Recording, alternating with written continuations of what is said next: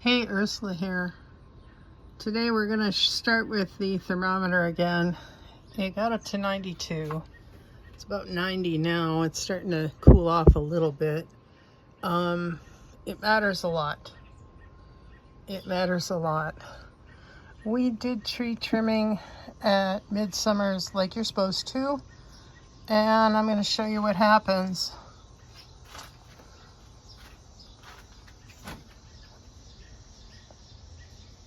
That's a cherry tree.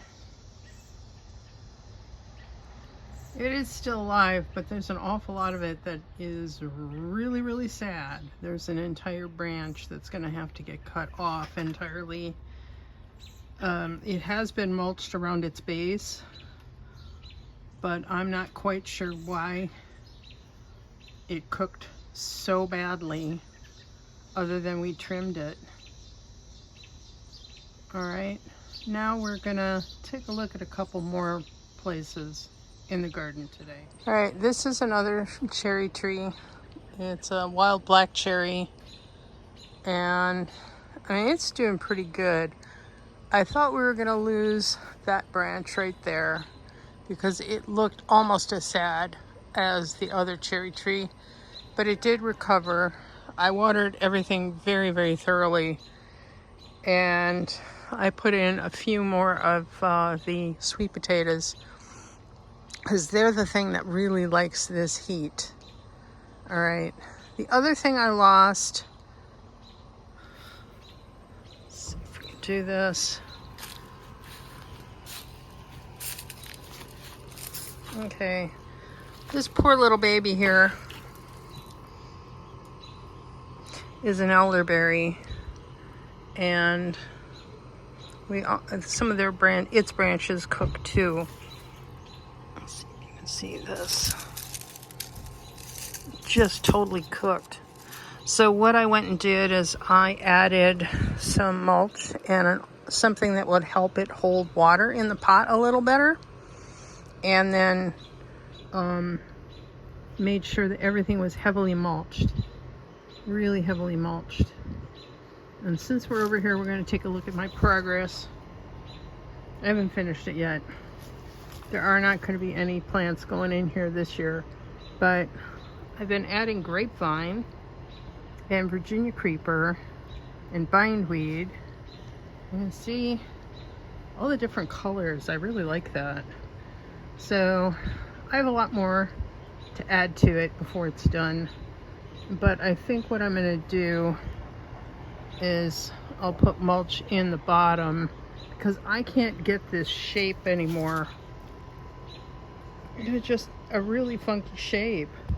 I can get something that fits it in a circular form, but not going all the way down to the point, and it'll just rip up if I try and force a round one into it.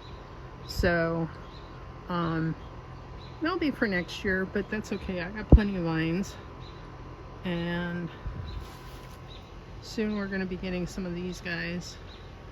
This is a flower that was popular in the 1920s and 30s. It doesn't really go to seed. It's more of a tall stem cutting flower. It's in the Rudbeckia family. So that'll be nice to have some of those as a pop of color back here.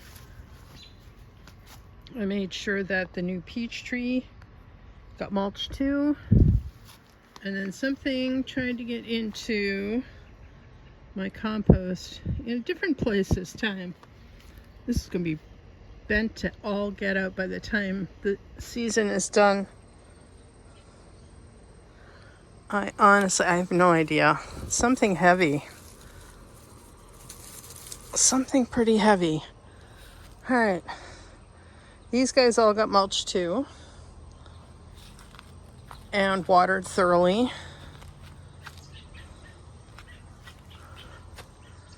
Now what I'm hoping for is Swiss chard here, and so far I'm not seeing any. There are some small things coming up, but I don't know if it's Swiss chard or not. What I see are some beans that I planted, some strawberries.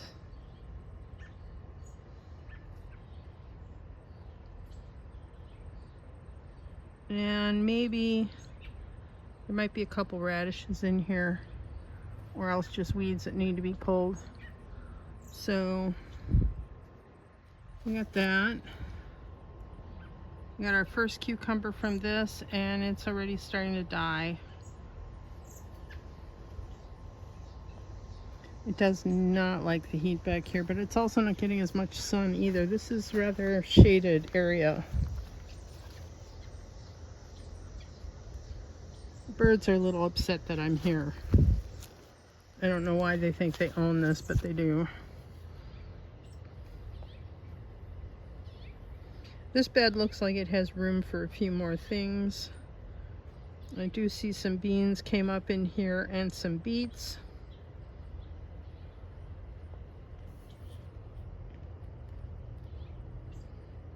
There were supposed to be onions, but I don't know. I don't know. So this is new. This is the potato garden. I dug it up.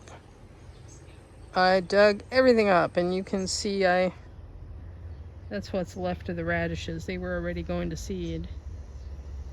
So what I'm thinking is, this is my new fence, and yeah, it's small. It's 3 by 3.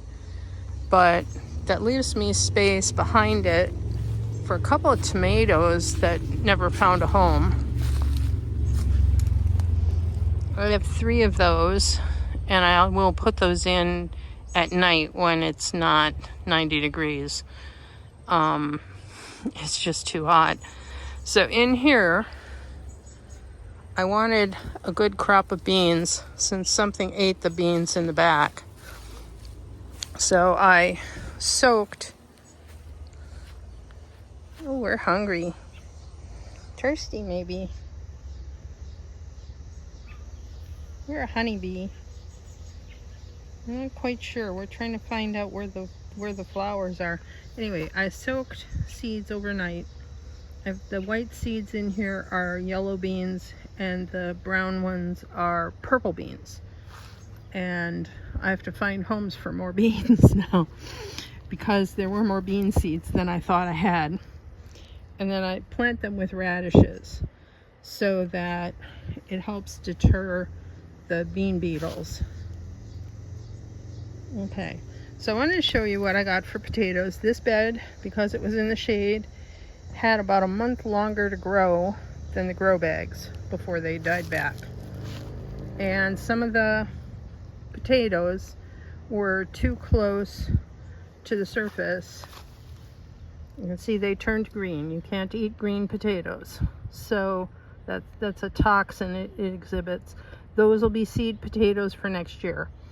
So this is my pile of seed potatoes for next year. These originally here are golden Yukons, I think they call them. They came from the grocery store. And then here I have red with red centers. And then I have purple Viking potatoes, although the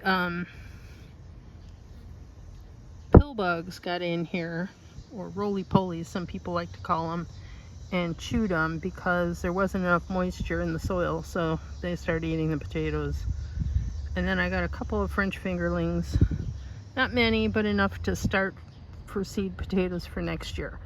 So this is, I got about 2.5 pounds out of this bed. It's not a lot. The soil is still a work in progress, and I did add some coconut coir to help the soil out, and then I also added, I think, some perlite and a few other things so that it would loosen it up and not clump so bad. So we're gonna see if these guys germinate in the heat. Since I just planted, there better not be anything in here except perhaps a bean that was already here that didn't get eaten by the critters. And critters could be anything. Could be deer coming through here, could be raccoons, could be a skunk, and or it could be the 2 groundhogs that we see periodically in the yard. They tend not to like to come down this far because they can't get back to their hole fast enough for safety. So that's what's going on in the garden this week.